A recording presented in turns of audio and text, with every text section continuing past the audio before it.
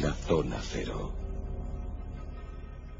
Llegamos a este intrincado territorio de la Zona Cero, nuestros monográficos especiales con Carlos Canales y Jesús Callejo, que hoy vienen vestidos de exploradores africanos, dispuestos a desvelar uno de los misterios más tremendos, más ambicionados, más soñados de toda la Zona Cero. Nada más y nada menos que las minas del Rey Salomón, las legendarias, las míticas minas del Rey Salomón. Tan opulentas eran, tantos tesoros contenían, fue realmente el Rey Salomón el que descubrió estas minas y las explotó a su antojo. Vamos a intentar averiguarlo. ¿Qué tal, mi querido Carlos Canales? Buenas noches. Hola, buenas noches. Aquí con el calor de Salacoz, que es una... Estás con el Salacoz, estás hecho un explorador victoriano, qué maravilla. Bueno, vamos a ver qué tal, porque... tampoco era para tanto, ¿no? No, una tarde le inspiré a Hagar el libro. Aquí Carlos Canales, en el club, como gran inspirador. ¿Qué tal, Jesús Callejo? Buenas noches. Muy buenas noches. Bueno, vienes hecho un dandy, un dandy de la exploración. Estás ya en plena selva africana buscando el gran tesoro. Qué bien me sienta esta casaca roja. Estás a punto de ser víctima de Chesguayo, ¿eh? A punto de ser devorado por los leones. En fin, lo propio que le espera a un explorador. Exactamente, un explorador del misterio como es don Jesús Callejo. Bueno, pues las minas del Rey Salomón, obligado era una visita a este lugar enigmático, pero tan enigmático ya no, Carlos, porque ruinas hay. Bueno, ruinas hay y lo que pasa es que no se ha conseguido de una manera definitiva el fijar una relación clara entre las pistas principales, que serían, por decir de una manera sencilla, antes de que contemos un poco qué era la leyenda de las minas del Rey Salomón o la tradición.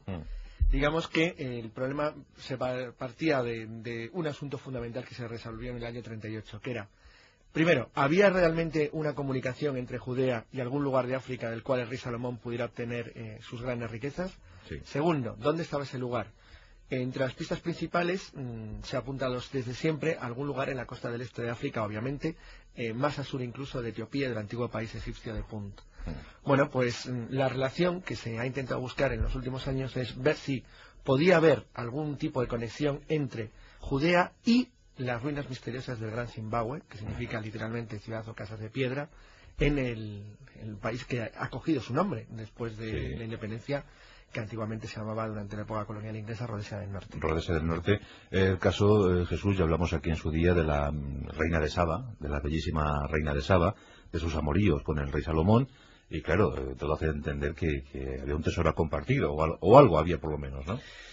Claro, yo creo que esto es lo interesante de este mítico país, ¿no?, de las minas del rey Salomón, porque ya viene de antiguo. Una unión sentimental y también una posible unión comercial. Exacto, sí. Primero era una unión comercial, seguro, y después una unión sentimental. Sí. Porque la reina de Saba quedó subyugada por dos cosas, por la sabiduría y por las riquezas de Salomón, y por eso emprende ese camino desde distintos lugares. Ya sabes que según las teorías puede ser o bien desde el Yemen, o bien desde Etiopía, o bien desde cualquier otro país africano. Pero el hecho es que emprendió un largo viaje para conocer de cerca las riquezas, la suntuosidad del palacio y el tesoro que podía tener el rey Salomón. Y a partir de ahí, según también las leyendas, surge una relación amorosa, surge un vástago que es Menelí, y surge toda una dinastía etíope, que es la dinastía de Menelí y la dinastía salomónida, ¿no?, que serían un poco los descendientes de esa posible relación que tuvo con la reina de Saba. Pero claro, ahí queda la leyenda amorosa, sentimental.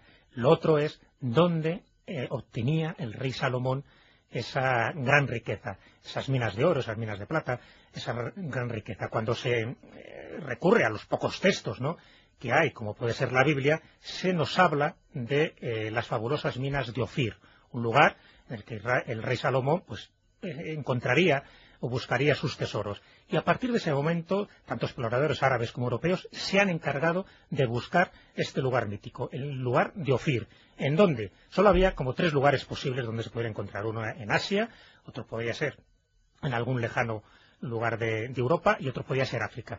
Hay que descartar los otros lugares, por eso, porque existían caravanas, existían otros medios de comunicación. Tendría que ser un lugar recóndito de África, y África del Sur, de África del Este. En este caso, todo indica que sería en algún lugar de lo que ahora mismo es Zimbabue, y unas ruinas arqueológicas que se encontraron hace no demasiado tiempo, donde poco a poco se ha ido reconstruyendo ese puzzle, y se ha pensado que el mítico país de Ofir no sería el lugar de la reina de Saba no sería el lugar del Preste Juan, porque teoría es habido para todo, sino que sería este gran Zimbabue, donde ahora mismo estaría lo que es Zimbabue, la antigua Rodesia del Norte. Pero algo no concuerda, Carlos, Claro. Las ruinas están datadas en el siglo IX después de Cristo, ¿no? Efectivamente, son medievales. Son medievales. Lo que no coordina, es decir, lo que no coincide serían las fechas temporales de lo que es las edificaciones de piedra. Pero no la posibilidad de que se explotaran minas de oro o minerales preciosos en las zonas de la costa de lo que es el actual Mozambique. El problema que hay principalmente es por qué se ha desestimado de una manera tan sencilla o aparentemente Etiopía. Es decir, bueno, ¿por qué desestima en Etiopía, que está tan vinculada a las leyendas de Salomón, y sin embargo irse más al sur? Bueno, hay una razón importante. El comercio con Etiopía, no hay que olvidar una cosa. La dinastía etíope, la que gobernó hasta hace nada, hasta Haile Selassie, los Amharas son semitas. Son semitas y además se sabe que proceden de Arabia, es decir, o en cualquier caso de la costa este del Mar Rojo. Eso, bueno, pues fijaba, y la existencia además de los farasas, de judíos en Etiopía, fijaba, bueno, pues una especie de anclaje muy importante a la leyenda de que pudiera ser el legendario país de Ofir. ¿Cuál era el problema? Bueno, pues dos pruebas esenciales. Primero, el comercio con Etiopía se hacía principalmente a través de la costa del Mar Rojo, es decir, a través del puerto de Berenice en la costa del norte del Mar Rojo, o bien a través de lo que es Eritrea, o si no, remontando el Nilo. Pero no era un viaje de mar largo, sino era una gran expedición naval, puesto que estaba muy cerca, relativamente. Y sin embargo, la Biblia habla de un gran viaje hacia el sur, en barco. Es decir, Salomón traía de algún lugar del sur en barco todas las riquezas del país de Ofir. Y hay algo más importante, indica incluso el puerto, cuando habla del puerto, que se llamaba Eisenhower, es decir, está indicando un lugar. El problema era que no se había encontrado ese puerto, y de esto no se hizo hasta 1938, cuando Nelson Glueck, que es un arqueólogo norteamericano, logró identificar cuál era el puerto de partida de las expediciones navales hacia el sur. Estamos hablando de una época muy antigua, ¿verdad, Jesús? Sí. Demasiado antigua. Entonces, aquí es donde está, y tú lo has apuntado bien, la gran dicotomía. Por un lado estamos hablando de las leyendas, del mito, fíjate, de Salomón, de 1000 años antes de Cristo, y por lo tanto no se concuerda con las distintas excavaciones y los distintos restos arqueológicos que se han encontrado en distintas partes del mundo, como puede ser o bien en la India o bien en África, porque todas las ruinas están datadas en una fecha posterior. Pero claro, como ahora es muy difícil ubicar dónde podía estar ese mítico país de Ofir, las teorías más plausibles es pensar que estaría en África. Y en África, precisamente, pues tanto por la leyenda de la reina de Saba, donde todo indica de que más que en el Yemen vendría de Etiopía, y porque ahí es donde se han encontrado esas minas de oro, ¿no? En lo que era Zimbabue, y donde fueron explotadas además durante bastantes siglos. ¿Qué ocurre? Que las ruinas son muy posteriores, como tú acabas de decir. Sí. Estamos hablando de unas ruinas que no corresponde con esa cronología. Lo que no quita para pensar de que sí estamos hablando de un lugar donde no Salomón, pero posiblemente gente posterior a él, sí accedió a encontrar allí distintas riquezas, a excavar esas minas de plata, a encontrar piedras preciosas, un poco como pasa con las médulas de León, ¿no? Donde los romanos fueron uno de los que los explotaron, pero antes de los romanos ya había habido otro tipo de culturas, y posteriormente a los romanos también estuvieron los templarios explotándolas. Es decir, estaríamos hablando de un lugar, un cruce de culturas, que es el Gran Zimbabue, donde la imaginación literaria de algunos escritores, como era Rider Haggard, quiso enfocar ahí, a partir de aquí es donde surge también esa leyenda fascinante de las minas del Salomón, enfocó en estas minas, porque él conocía, él vivió durante muchísimo tiempo en Sudáfrica, él conocía muy bien la leyenda y las ruinas arqueológicas del Gran Zimbabue. Y entonces él y otros colegas suyos, escritores también de la época, y también ingleses, son los que fomentaron esa especie de mito al resto de Europa de que esas ruinas arqueológicas podían corresponder con las minas del rey Salomón. Lo real, Carlos, es que estas minas o estas edificaciones, estas ruinas del siglo IX después de Cristo, son importantísimas. Además, yo creo que de lo más significativo en África, ¿no? Sí, de hecho, bueno, tuvieron su apogeo en el siglo XIII y se fueron abandonadas todas en torno al siglo XVI, cuando ya curiosamente estaban ya los portugueses en la costa de Mozambique. Sí. Hay por supuesto, para los africanos actualmente se consideran no solamente un símbolo, sino un símbolo muy especial, porque es la demostración de que ellos también eran capaces de construir torres de piedra y ciudades fortificadas idénticas, o bueno, del mismo nivel o calidad que las que se pudieran haber hecho en cualquier lugar del norte de África, de Asia Occidental. ¿Qué queda ahora mismo? Quedan las ruinas bastante bien conservadas dentro de lo que cabe, porque la verdad es que cuando Renders las descubrió en 1868, que por cierto, La proximidad temporal, las minas de Resa la Monja las escriben, me parece, en 1887, hay una diferencia pequeña, relativamente, pero entre los colonos ingleses, y más que los boers que iban a su rollo, pero entre los colonos ingleses, es verdad que les dio siempre igual, pero entre los colonos ingleses sí había un cierto mito que se creó rápidamente la idea de que, bueno, que había ahí algo importante. Es verdad también que Rhodes eso lo explotó de una manera muy astuta y muy hábil dentro de la extrema megalomanía que él tenía, y además lo intentó justificar, porque en una manera, bueno, bastante coherente para intentar demostrar que, bueno, que podía ser interesante el apoderarse de un lugar donde ya antiguos, porque por cierto nadie creía que eso solo construyeran africanos, hay que decirlo, ningún inglés, dan por hecho todos desde el principio que si hay ruinas de piedra en algún punto del interior de África, pues una de dos. Al principio creyeron, fíjate curioso, el Renders creyó nada más descubrirlo que eran algún tipo de fortificación perdida, o bien de los traficantes de esclavos árabes de la costa del sur, de la costa del sur del Índico, o bien algún tipo de fortificación perdida de los portugueses del siglo XVII. Pero dieron por hecho que, por supuesto, ningún africano había hecho aquello. No, pero tenían su lógica, porque estamos hablando del mayor monumento de piedra del continente africano, a excepción de Egipto. Sí, sí, claramente. Es que en ninguna otra parte, en ningún otro país africano se encuentran este tipo de ruinas, pero unas ruinas muy curiosas, Son muy extrañas. ¿eh? Claro. Decías tú, ¿qué es lo que se encuentra actualmente? Bueno, se encuentra prácticamente dos cosas muy importantes allí, que es lo que se puede ver, que es lo que se llama el Gran Recinto y la Acrópolis. El Gran Recinto, o el templo, que tiene una cantidad de cosas curiosísimas, entre ellas una torre cónica de 9 metros de altura, con una singularidad, que es lo que ha promovido muchísimo misterio alrededor de esta torre cónica. ¿Cuál? Pues, por ejemplo, que no tiene ventanas, no tiene escaleras, no tiene ningún tipo de ornamento, está hecho con ladrillos de piedra, pero sin argamasa, igual que también la muralla que rodea a esa torre. No hay ningún tipo de elemento que una esas piedras. Estamos hablando de un nivel arquitectónico importante, tecnológicamente muy avanzado, para lo que se construía alrededor del Gran Zimbabue, ¿no? Y tiene también esa gran estructura, ¿no?, la del Gran Recinto, una forma elíptica, también muy deliberada, con unos altos muros, ¿no?, también de ladrillos de piedra, que están superpuestos también sin argamasa, y la decoración que sí hay en la muralla es con signos fálicos. De hecho, se ha pensado que esa torre cónica podría representar un símbolo fálico. Pero claro, estamos hablando de teorías de lo más extemporáneas, ¿no? Porque no parece ni construcción musulmana ni nada, europea. en absoluto, porque de hecho Nada. es anterior. Es decir, las pocas inscripciones que se han encontrado, y una de ellas se han encontrado en la puerta. Porque en esa época se levantaba la mezquita de Córdoba. ¿Sí? No, empezaron, Claro, pero fíjate, claro. empezó a construirse en el siglo II, el Gran El siglo Zimbabue. II. Pues, en época romana. Sí, sí. Claro, es que una de las inscripciones, y la gran inscripción que se ha encontrado en la puerta, es anterior a los árabes, anterior a los colonizadores. De hecho, nadie podía describir o descifrar lo que había ahí escrito, ¿no? Entonces eso te está indicando de que está escrito en un idioma que desconocían los primeros que accedieron allí. Estamos hablando de que los primeros,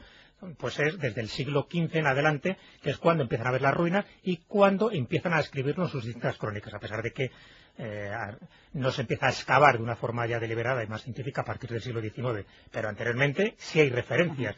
Y la Acrópolis, que es la otra parte importante que ahora queda del Gran Zimbabue, o la Fortaleza de la Montaña, como también se la llama, es como la fortaleza que guardaba todo el templo, ¿no?, que estaba edificado en pesadas rocas que fueron transformadas precisamente en esto, en una especie de fortificación que era casi invulnerable. Se sabe que era una fortificación defensiva, porque para acceder allí, si lógicamente estaba bien defendida, como debía ser el caso, era muy difícil llegar allí.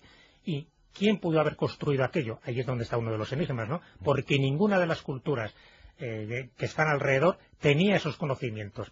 Parece que correspondería a una especie de cultura bantú, de un gran imperio, incluso se habla de reyes míticos, que son los que pudieron habitar en aquel momento la gran construcción, hasta que este rey mítico muere, hay unas guerras intestinas entre ellos, como suele ocurrir, y es cuando abandonan en la Edad Media todas estas construcciones. A partir de ahí ya es pasto de todo tipo de desmanes. Suena una cultura bantú con su particular Argantonio, ¿verdad? Sí, exactamente. Pero además, un mítico rey, un curiosísimo. legendario rey. Sí, Sí, porque tenían un mítico rey que, según cuentan estas leyendas, y muy rico. la forma, sí, bueno, riquísimo, claro. La forma de comunicarse con sus súbditos era muy curiosa, porque era a través del sumo sacerdote. O sea, el gran rey comunicaba el mensaje al sumo sacerdote, que era escuchado por todos los súbditos, pero era escuchado con una voz tronante, que reverberaba hasta el último confín de ese gran recinto amurallado. Es decir, ¿qué tipo de tecnología, entre comillas, podían tener para que los propios súbditos se atemorizaran de la voz potente de este gran rey, ¿no? Un megáfono gigante. Y después, una de las cosas curiosas que se ha encontrado es que debajo de una gran roca hay una especie de cueva, de espelunca, que tiene una acústica formidable. Cualquier cosa que se diga en esa cueva también reverbera y se puede escuchar en el último rincón de ese recinto, ¿no? No se sabe si deliberado o no, sabes que también en Malta, en el gran hipogeo, ocurre un poco esa misma circunstancia también tecnológica, entre comillas, ¿no?, de esa gran acústica que parece que se buscaba de una forma deliberada. En fin, todo este tipo de elementos nos ponen sobre la pista de que la cultura que edificó el Gran Zimbabue, a pesar de que no era tan antiguo como se pensaba, pero sí tenía unos conocimientos tecnológicos bastante importantes y, como pasó con los moais de la isla de Pascua, de una forma inesperada desaparece y lo abandona. Lo que es más extraño del caso de Zimbabue es su aislamiento cultural. Está rodeado de la nada. Es decir, es como si alguien encontrara, no sé cómo explicarlo, un rascacielos en medio del Sáhara, pero que no hubiera nada alrededor, que no tuviera nada. Estás solo. Y además, después de eso, la nada también. Efectivamente, no hay nada cerca, no está cerca de una vía de comunicación, ni está cerca de una gran carretera, ni tiene cerca una... No hay nada, nada. Es decir, aparentemente se llegó a decir alguna vez que podía ser un depósito. Pero un depósito no tiene ningún sentido, porque los depósitos se construyen siempre junto a una vía de comunicaciones donde tú vas a sacar lo que estás almacenando. Es decir, no tiene ningún sentido. Es decir, es algo realmente extraño que realmente, pues bueno, todavía hoy en día sigue sin explicación. Lo que se está buscando, es decir, lo que se está intentando encontrar es algo que permita relacionarlo con las vías comerciales del Índico. Es decir, algo que demuestre que había tráfico comercial de algo. Pues de minas, ¿no? Sí, pero no está claro, porque tenían que ver... Fíjate, curiosamente cuando el arqueólogo que he citado antes, cuando Nelson Glueck encontró Weber, es decir, el puerto que construyeron los fenicios, del cual partían las expediciones salomónicas hacia el sur, hacia el mar Índico, sí se encontró lo que decía la Biblia que utilizaba Salomón para intercambiar por las grandes riquezas de Ofir. Sí se encontraron restos de productos manufacturados, básicamente de Judea, de Siria, de Medio Oriente. Es decir, hay un tráfico comercial, hay pruebas evidentes de intercambio. Es decir, la Biblia, curiosamente, ahí tiene razón. Sin embargo, en el caso contrario, es decir, los que han intentado, ya no solamente las construcciones de piedra, que como es evidente por el problema temporal es imposible vincular a Salomón, dado que hay casi 2000 años de diferencia, pero sí podía haberse encontrado, por ejemplo, pruebas de un claro tráfico comercial de minerales como la plata o el oro, con camino a la costa para de esa manera conectar de alguna manera con las civilizaciones del Medio Oriente. Pero y esa sería la auténtica mina del rey Salomón, una zona de intercambio comercial. Claro, exacto, pero es que no ha quedado nada claro. Así como si, por ejemplo, lo que apunta actualmente a la posición del país de Punt y la famosa expedición de Haseput, sí parece bastante claro. Sí parece que podría ser algún punto de la costa de Somalia actual. Sin embargo, no hay esa prueba tan evidente en el caso de la relación Ofir con los antecesores del Gran Zimbabue. Pero es que Ofir podía ser otra cosa, porque claro, es verdad que después las investigaciones se han centrado más en el Gran Zimbabue por lo espectacular de sus ruinas, pero en un principio, y estoy hablando por ejemplo del año 1502, un árabe le comentó a un traficante portugués que Ofir era Sofala. Sofala es un puerto del actual Mozambique.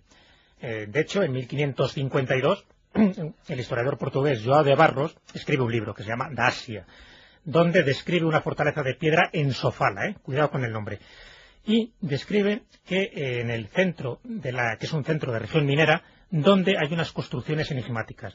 No olvidemos de que estamos hablando de unas 8000 ruinas que se han encontrado en toda esta zona, entre el río Zambeze y el Oranje, y las más importantes son las de el Gran Zimbabue y Mozambique. Bueno, pues cuando este historiador portugués, João de Barros, investiga en la zona de Sofala, le cuentan los habitantes de la zona que hay una zona que ellos llaman Zimbabue, con S, que se refiere a los edificios de piedra sin argamasa, que es un nombre muy similar al actual de Zimbabue.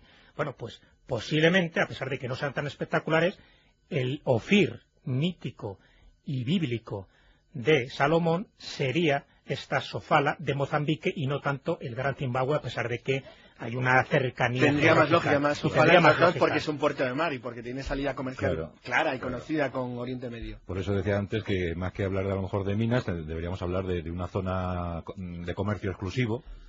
Conocida por muy pocos. No, pero fíjate que curioso, no por tan pocos, por lo menos en tiempos modernos. Sí. Sabes que una de las vías de investigación más curiosas que hay ahora mismo sobre el comercio con Sofala es que llegó una expedición china acreditada en el año 1431. ¿Y dónde no llegaron estos? No, pero la expedición china, la expedición de Chen Hop, que llevó jirafas, por cierto, luego al emperador de China, que cogieron en Sofala, llegó hasta un poco más al sur, llegó hasta muy cerca de donde hoy está Lourenço Marques, la capital de la colonia portuguesa de Mozambique.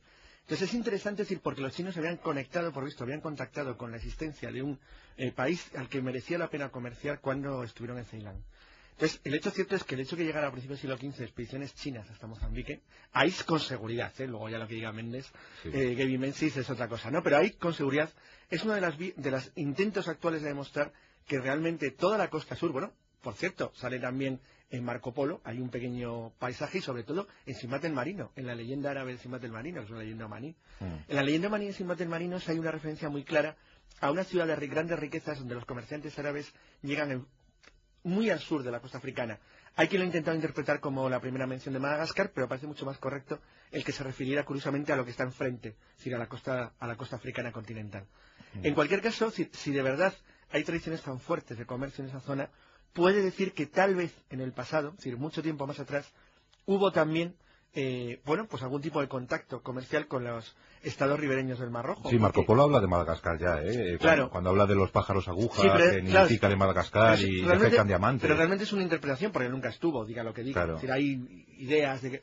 Lo que sí se sabe con claridad es que, bueno, que los malgaches plantean ahora mismo una situación de esas que se llaman imposibles. O sea, es que los malgaches hablan un dialecto malayo.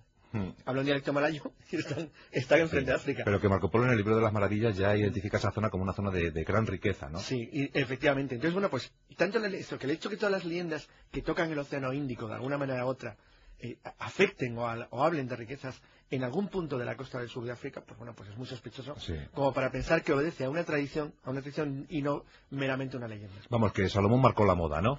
De esos viajes. Marcó la moda, totalmente, sí, porque además cualquier cosa que parezca fabulosa, que parezca con muchas riquezas, con mucho subsuelo, ¿no? Potente, ¿no? En cuanto a riquezas minerales, en cuanto a riquezas de otro tipo de extracciones, siempre se asocia a Salomón. De hecho, cuando Mendaña da el nombre de las Islas Salomón es porque se pensaba en su momento que también ahí había llegado Salomón y que eso era el país de Ofir. O sea, claro, que él lo llama así, Mendaña, lo llama así, las Islas de Salomón, pensando que en alguna parte de esas islas está escondido también el mítico tesoro de Salomón. O sea, que Salomón siempre ha sido una referencia para cualquier buscador de oro. Qué bien viajaba y qué rápido.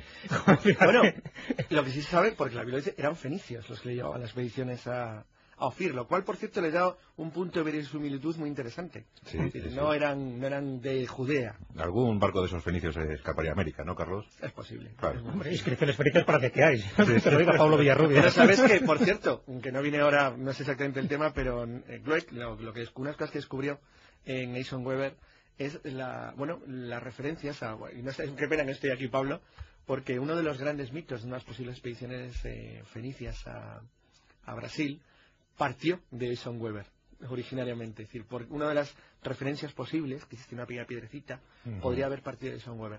La verdad, y además, curiosamente, con rumbo sur, no necesariamente a través de las columnas de Hércules. Comentamos aquí en el programa con Pablo Villarrubia hace unas semanas, e incluso hablamos de esa mítica expedición que salió desde Gabón, que zapó desde Gabón, ¿verdad?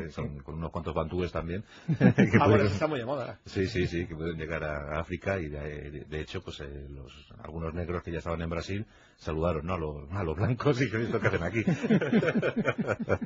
Bueno, pues hemos intentado buscar las minas del legendario rey Salomón. Nos hemos ido a Zimbabue, el gran Zimbabue, que como bien nos decían Carlos y Jesús, significa el país de las casas de las casas de piedra, sin argamasa. Esto es tremendo. Bueno, hemos averiguado que allí se encuentra una de las ruinas más importantes de todo el continente africano, datada en el siglo II después de Cristo, redescubierta siglos más tarde y siempre enigmática. ¿Qué hacía allí? No estaba cerca de ninguna vía de comunicación, no estaba cerca de grandes ríos, pero sin embargo, al parecer, tuvo muchísima importancia. Un rey legendario también habitó esos contornos. ¿Qué cosas averiguamos en los monográficos Zona Cero? Son seres y lugares en los que usted posiblemente no cree, o a lo mejor ahora ya sí. Gracias, Jesús. Un abrazo muy fuerte. Te veo hecho un bantú, ¿eh? Estás hecho un jefe tribal ahora mismo. Sí, sobre todo por el anillo. Aquí en la iglesia por lo puso la nariz. Bueno, Carlos, veo que te has vestido de fenicio, estás a punto de iniciar una nueva singladura con tu... ¿Cómo me riza la barba? Sí. No tienes bigote, por cierto. Claro, no. La Rosa de los Vientos, con Juan Antonio Cebrián, en Onda Cero.